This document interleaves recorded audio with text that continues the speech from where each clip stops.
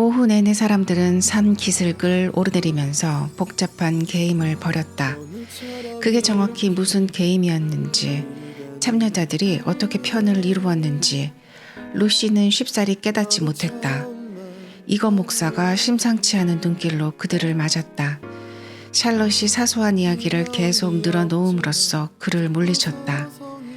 아들을 찾던 에머슨 씨에게는 아들의 소재가 전해졌다. 중립자라는 힘겨운 역할을 맡은 비브 목사에게는 귀환을 위해 사람들을 모으는 임무가 주어졌다. 암중모색과 당혹감이 떠돌았다. 판 신이 그들 사이에 있었다. 2000년 전에 죽은 위대한 신 판이 아니라 사교 모임의 돌출 사건을 만들고 야유회를 망치는 작은 신 판이었다. 비브 목사는 사람들을 모두 잃었다. 그래서 깜짝 대접을 하려고 가져온 차 바구니를 혼자서 다 비워야 했다. 엘리너 레빗이는 샬롯을 잃었고 루시는 이거 목사를 잃었다. 에머슨 씨는 조지를 잃었다. 샬롯은 방수 깔개 하나를 잃었다. 파에토는 게임을 잃었다. 마지막 사실은 매우 분명했다.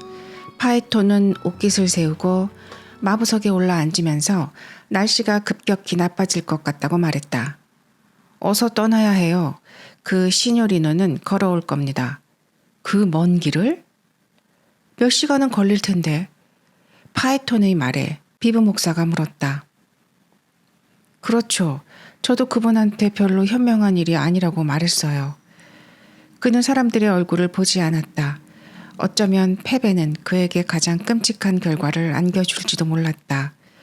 오직 그만이 자신이 지닌 모든 본능을 이용해서 능숙하게 게임을 했다. 다른 사람들은 그저 지성의 부스러기만을 썼을 뿐이다. 오직 그만이 상황을 이해했고 자신이 모두에게 바라는 것을 알았다. 오직 그만이 루시가 닷새 전에 죽어가는 남자의 입에서 받은 메시지를 해석했다. 인생의 절반을 무덤으로 보내는 페르세폰에도 그것을 해석할 수 있었다. 하지만 그곳의 영국인들은 그러지 못했다. 그들은 깨달음이 늦고 그러한 지연은 대개 회복 불가능하다. 그러나 마부가 아무리 옳다고 해도 그의 생각이 고객의 인생에 영향을 미치는 일은 매우 드물다. 그는 샬롯의 적들 가운데 최고수였지만 위험성 면에서는 단연 최하위였다. 도시로 돌아가면 그와 그의 생각과 그가 아는 일들이 영국 숙녀들을 괴롭히는 일은 없을 것이다. 물론 그것은 불쾌한 일이었다. 샬롯은 덤불 속에 숨어있는 그의 검은 머리를 보았다. 그가 선술집 같은 데서 그 이야기를 떠들지도 몰랐다. 하지만 우리가 선술집이랑 무슨 상관이란 말인가. 진정한 위험은 응접실에 있었다. 저문은 태양을 향해 언덕을 내려가는 동안 샬롯은 내내 응접실 사람들을 생각했다. 루시는 샬롯 옆에 앉았고 이거 목사는 루시의 맞은편에 앉아 그녀의 눈을 맞추려고 노력했다. 그는 막연한 의심을 품고 있었다. 그들은 알레시오 발도비네티에 대해 이야기했다. 어둠과 함께 비가 내리기 시작했다. 두 숙녀는 별로 소용도 없는 양산 아래 몸을 부둥켰다. 번개가 치자 앞 마차에서 엘리너 레빗이가 소리를 질렀다. 다시 번개가 치자 루시도 소리를 질렀다. 이거 목사는 그녀에게 직업정신을 발휘했다. 용기를 가져요. 허니 처치양. 용기와 믿음을 말이에요. 이런 일에 두려움을 느끼는 건 말하자면 신성모독과 비슷합니다. 정말로 이 구름과 엄청난 전기 현상 같은 것들이 허니처치양이나 저를 없애기 위해서 생겨난다고 생각할 이유가 있습니까?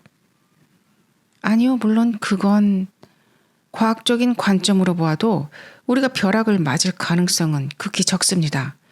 번개를 끌어당길 유일한 물품인 강철 라이프는 다른 마차에 있고요.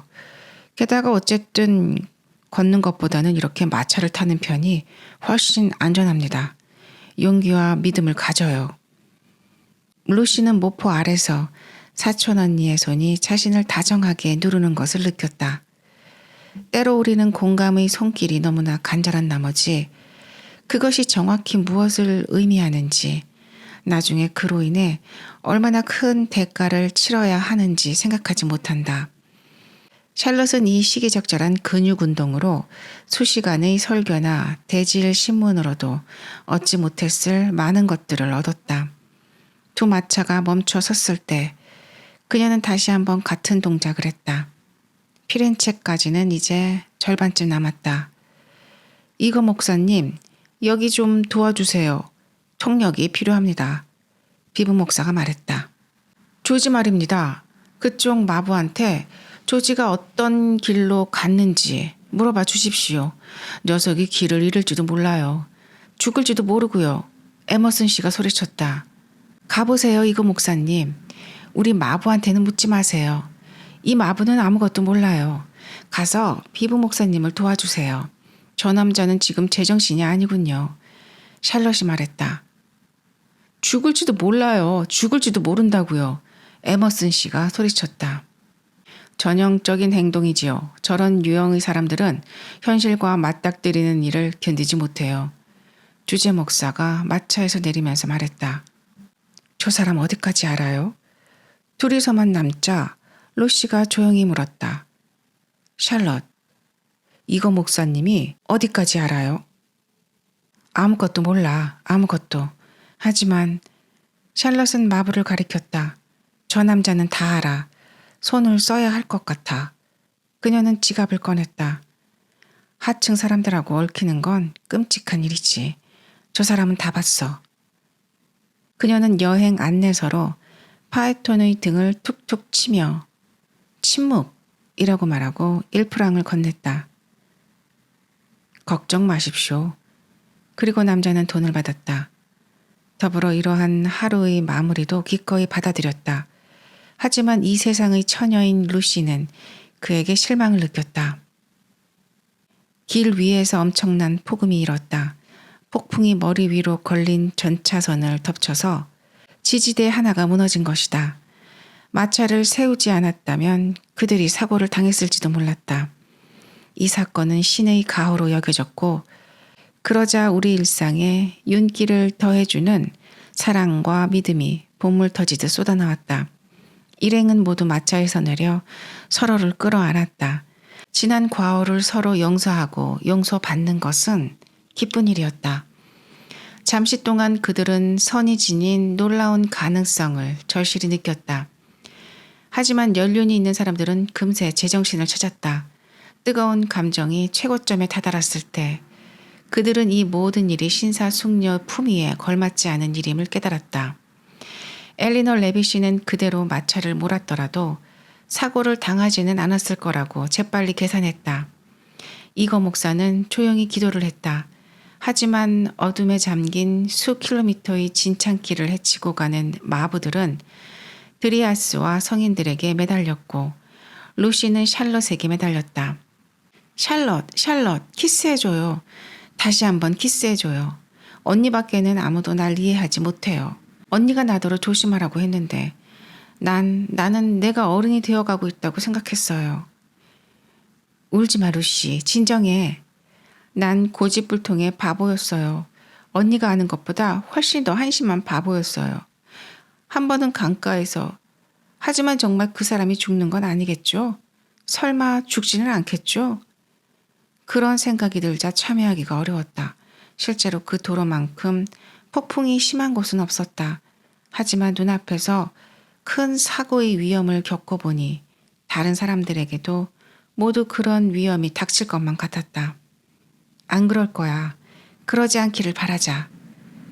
그 사람은 아마 놀랐을 거예요. 지난번에 내가 그랬던 것처럼요. 하지만 이번에는 내 잘못이 아니에요. 그것만은 믿어줘요. 언니, 발이 미끄러져서 제비꽃 무더기 속으로 쓰러졌거든요. 아니, 사실대로 말하면 나에게도 약간 잘못은 있어요. 바보 같은 생각을 했으니까요. 하늘은 금빛이고 발밑은 온통 파란색이고 잠깐 동안 그 사람이 책에 나오는 사람처럼 보였어요. 책? 영웅이나 신 같은 어린 여학생들이 좋아하는 그런 것 말이에요. 그 다음에는? 샬럿, 그 다음의 일은 언니도 알잖아요. 샬럿은 입을 다물었다. 사실 샬럿이 더 알아야 할 것은 거의 없었다. 그녀는 얼마간 생각을 거듭한 끝에 어린 사촌 동생을 다정하게 끌어안았다. 돌아오는 길 내내 루시는 깊은 한숨을 멈추지 못했다. 그걸 막을 수 있는 건 아무것도 없었다. 진실을 말하고 싶어요. 그런데 완전한 진실이란 건 너무 어렵네요. 루시가 조그만 목소리로 말했다. 걱정할 것 없어. 천천히 내 마음부터 진정시켜. 잠자기 전에 내 방에서 다시 이야기해보자. 그렇게 해서 둘은 손을 잡은 채 도시로 들어섰다. 루시는 다른 사람들에게서 흥분이 썰물처럼 빠져나간 것을 보고 놀랐다. 폭풍은 멎었고 에머슨 씨의 아들 걱정도 누그러졌다. 비브 목사는 본래의 유쾌함을 되찾았고 이거 목사는 이미 엘리너 레비 씨를 무시하고 있었다. 루시가 확신할 수 있는 건 샬럿뿐이었다. 샬럿은 겉모습과 달리 속에는 그토록 풍부한 통찰과 사랑을 숨기고 있었다. 예기치 못했던 발각으로 인해 기나긴 저녁 나절 동안 루시는 행복감 비슷한 것에 빠져 있었다. 그녀는 실제로 무슨 일이 일어났는가 하는 것보다 그것을 어떻게 묘사해야 하는가를 생각하는데 더 많은 시간을 바쳤다. 그녀의 모든 감각, 분출하는 용기, 설명할 수 없는 기쁨의 순간들, 정체를 알 수 없는 불만을 조심스럽게 샬럿 앞에 펼쳐놓아야 했다. 그리고 두 사람은 신성한 믿음 속에서 그 모든 것을 함께 풀고 해석할 것이다. 그녀는 생각했다. 그러면 이제 나 자신을 이해할 수 있겠지. 아무것도 아닌 것들, 알 수 없는 것들에 더 이상 시달리지 않을 거야. 엘렌 여사가 루시에게 피아노를 쳐달라고 부탁했다. 루시는 단호히 거절했다. 음악은 어린아이의 취미로만 여겨졌다. 루시는 샬럿 옆에 바싹 붙어 앉았는데 샬럿은 놀라운 인내심으로 여행짐을 잃어버렸다는 길고 긴 이야기를 들었다. 그 이야기가 끝나자 샬럿은 자기 여행짐에 대한 이야기를 시작했다. 루시는 계획이 미뤄지는 것에 차츰 짜증이 났다. 이야기를 중단시키려고도 해봤고 반대로 빨리 진행시키려고도 해봤지만 모두 허사였다. 밤이 꽤 깊어서야 샬럿은 짐을 찾고서 평상시처럼 살짝 꾸짖는 어조로 말을 했다. 이제 잠자리에 들어도 되겠구나. 내 방으로 오렴. 네 머리를 빗겨줄 테니. 약간 엄숙하기까지 한 느낌 속에서 문이 닫히자 샬럿이 루시 앞에 등나무 의자를 놓고 말했다. 이제 뭘 해야 할지 말해보렴. 이것은 전혀 준비하지 못한 질문이었다. 무언가 해야 한다는 생각은 조금도 하지 않았다. 자기 감정의 자세한 설명. 그녀가 생각하던 건 그뿐이었다. 이제 뭘 해야 하느냐고. 그러니까 너가 해결해야만 하는 일이 있을 거 아니니? 빗물이 어두운 유리창 위로 흘러내렸고 금방은 습기와 냉기를 발산했다. 촛불 하나가 샬럿 옆의 서랍장 위에서 파르르 떨며 타올랐고 그 불빛에 샬럿의 챙없는 모자가 곧게 잠긴 문 위에 기괴하고 환상적인 그림자를 만들어냈다.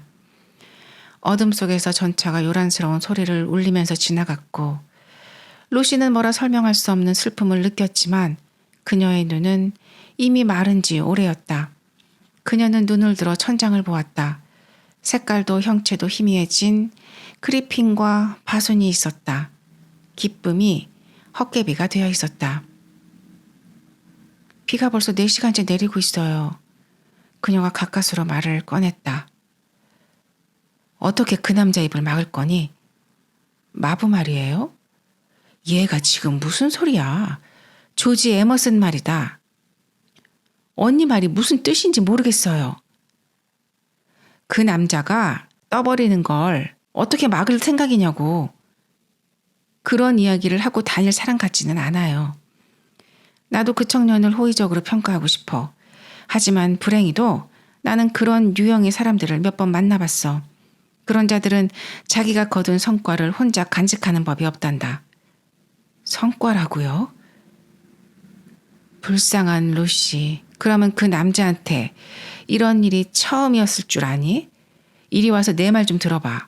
이건 다 그 남자가 직접 하는 말을 듣고선 알아낸 거야.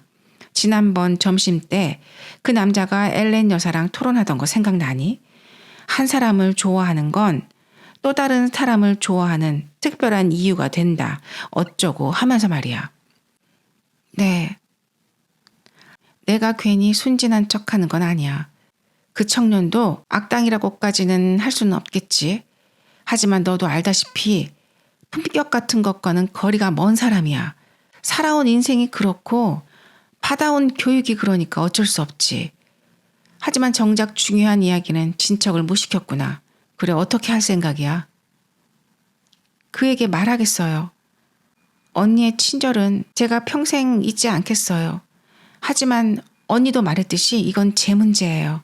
저하고 그 남자의 문제예요. 너 그러면 그 남자를 만나서 간청하고 호소하겠다는 거니? 입을 다물어 달라고? 당연히 그렇게는 안 하죠. 어려울 거 없어요. 그 사람한테 물어보면 그 사람은 그렇다든지 아니라든지 대답할 거예요. 그러면 끝나는 거죠. 여태까지 그 사람이 좀 두려웠는데 지금은 조금도 두렵지 않아요.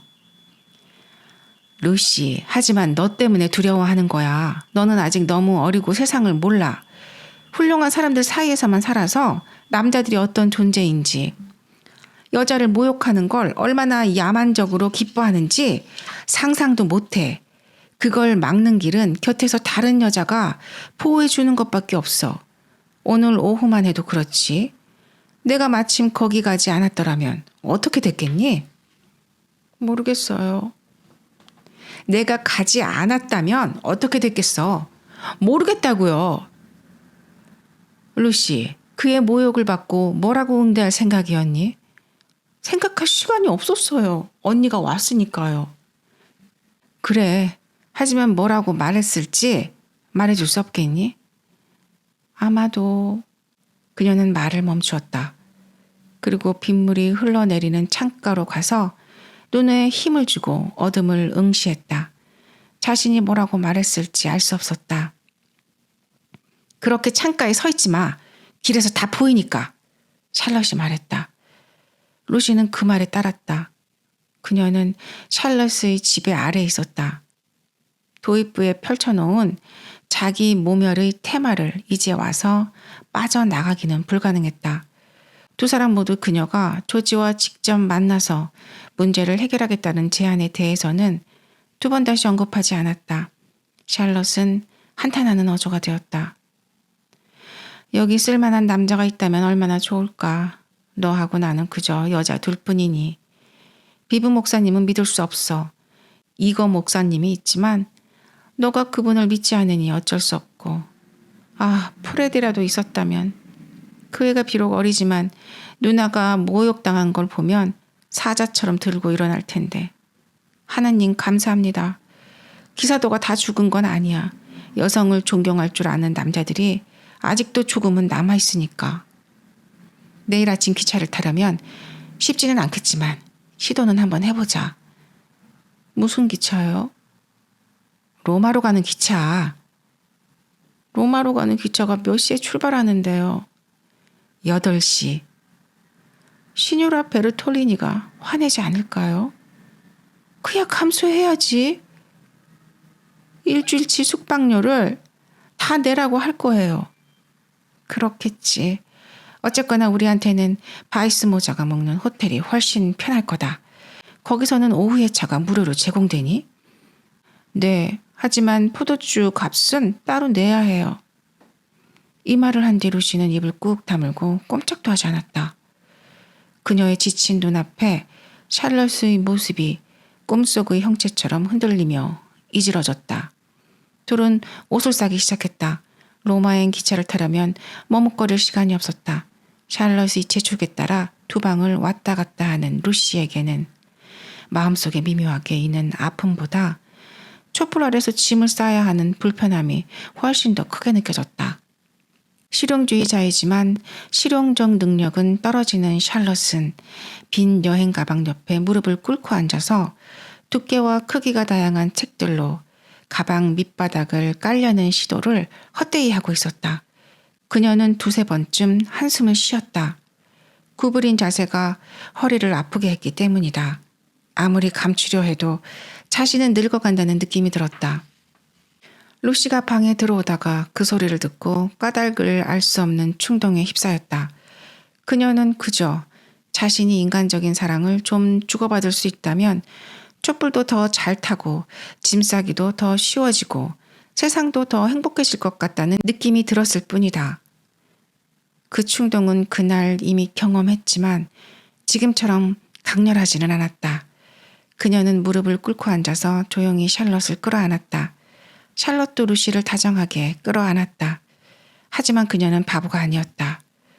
루시가 자신을 사랑하지 않는다는 것쯤은 아주 잘 알았다. 사랑할 대상이 필요해서 자신을 안는 것뿐이었다. 오랜 침묵 후에 샬럿이 불길한 어조로 말했다. 루시, 나를 용서해 줄 수 있겠니? 샬럿, 그게 무슨 말이에요? 제가 언니를 용서할 게 뭐가 있어요? 많지, 아주 많지. 나도 나 자신을 용서해야 할 게 많아. 내가 매 순간 너를 얼마나 귀찮게 했는지 잘 알거든. 그렇지 않아요. 아니야, 내 말이 맞아. 이번 여행은 내가 애초에 기대했던 성과를 내지 못하고 있는 것 같아. 아니, 나는 처음부터 이럴 가능성을 짐작했는지도 몰라.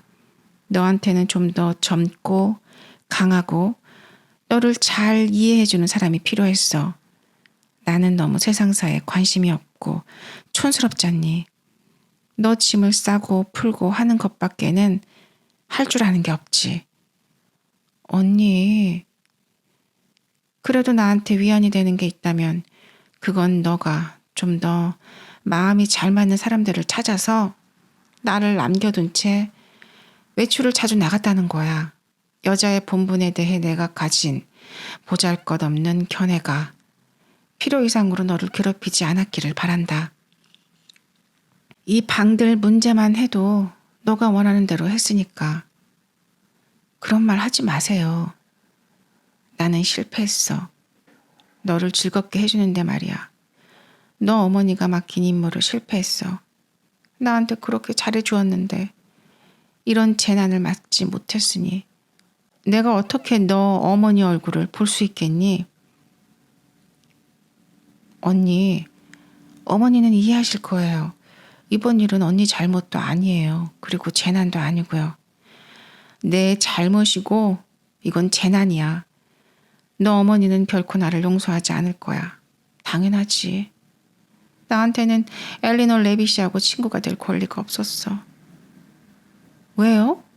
그럴 권리가 왜 없어요? 내가 여기 온 게 너를 위해서였는데도 난 한편으로는 너를 귀찮게 하지만 그러면서도 한편으로는 너를 방치했어. 네 어머니는 이런 사실을 다 알게 될 거야. 너가 다 이야기를 할 테니까. 왜 어머니가 이 이야기를 들어야 하죠? 너는 어머니한테 모든 걸 다 이야기하잖니. 대개는 그렇죠. 내가 어떻게 모녀 간의 신뢰를 깨겠니? 그게 얼마나 신성한 건데. 너가 이 일을 어머니에게 말할 수 없다고 생각하지 않는다면 말이야. 평소라면 아마 어머니에게 이야기했을 거예요. 하지만 어머니가 그걸로 언니를 꾸짖는다면 말하지 않을게요. 약속해요. 어머니한테도 그 누구한테도 이야기하지 않겠어요. 루시가 그렇게 약속하자 질질 늘어지던 협상은 순식간에 마무리되었다.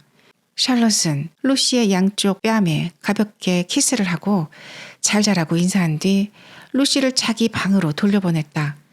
잠시 뒤에 본래의 문제는 오히려 뒷전이 되었다. 조지는 처음부터 악당이었던 것처럼 여겨졌다. 어쨌든 결국은 모두 그런 견해를 채택하게 될 것이다. 지금 그녀는 그를 용서하지도 않고 비난하지도 않았다. 그저 판단을 멈추었다. 그를 판단해 보려고 하면 바로 샬럿의 목소리가 끼어들었고 그런 뒤에는 온통 샬럿의 목소리뿐이었다. 지금도 벽의 갈라진 틈으로 한숨 소리가 들려오는 샬럿. 유연성도 겸허함도 변덕스러움도 없는 샬럿. 그동안 그녀는 훌륭한 화가처럼 일했다. 실로 오랫동안 그 일은 아무 성과가 없었지만 마침내 그녀는 지금 어린 루시 앞에 기쁨도 없고 사랑도 없는 세계에 대한 완벽한 그림을 제시하게 되었다. 그 세계는 젊은이들이 고통스럽게 세상 물정을 깨닫는 세계였고 또 경계와 장벽으로 가득한 수치심의 세계였다. 하지만 경계와 장벽을 가장 잘 활용하는 사람들을 통해 파악해 보건대 그 세계는 악을 물리칠지는 몰라도 좋은 것을 가져오지는 못하는 것 같다. 루시는 이 세계에서 가장 서글픈 악행으로 인해 고통을 받았다. 그녀의 진실, 공감을 갈망하고 사랑을 구하는 마음을 교묘하게 이용당한 것이다. 그런 악행은 쉽게 잊혀지지 않는 법이다. 그녀는 두 번 다시는 그렇게 신중하지 못한 태도로 반대자 앞에 자신을 드러내지 않았다. 그리고 그런 악행은 영혼에도 참담한 영향을 미치는 법이다. 바깥에 초인종이 울리자 그녀는 덧창을 향해 다가갔다. 그러다가 멈춰서서 망설이다가 돌아서서 촛불을 껐다. 그렇게 해서 그녀는 밖에 비를 맞으며 서 있는 사람을 내려다볼 수 있었지만 그 사람은 고개를 들어도 그녀를 볼 수 없었다. 그가 자신의 방에 가려면 그녀의 방 앞을 지나야 했다. 그녀는 아직 옷을 갈아입지 않고 있었다. 그래서 복도로 나가서 내일 아침 자신은 그가 일어나기도 전에 떠난다고, 이제 두 사람의 기이한 관계는 끝났다고 말해줄까 하는 생각을 했다. 그녀가 과연 그런 용기를 낼 수 있었는지는 증명되지 않았다. 결정적인 순간 샬럿이 자기 방문을 열고 나타났기 때문이다. 에머슨 씨, 응접실에서 잠깐 이야기하고 싶은데요. 잠시 후 그들의 발소리가 돌아왔고 샬럿의 목소리가 들렸다. 잘 자요, 에머슨 씨. 그에게서는 무겁고 지친 숨소리만이 돌아왔다. 샤프롱은 임무를 완수했다. 루시가 소리쳤다. 그렇지 않아. 절대 그런 건 아니야. 난 더 이상 혼란에 말려들고 싶지 않아. 얼른 어른이 되고 싶어. 샬럿이 벽을 가볍게 두드렸다. 얼른 자거라, 루시. 조금이라도 더 자두는 게 좋아. 이튿날 아침 그들은 로마로 떠났다.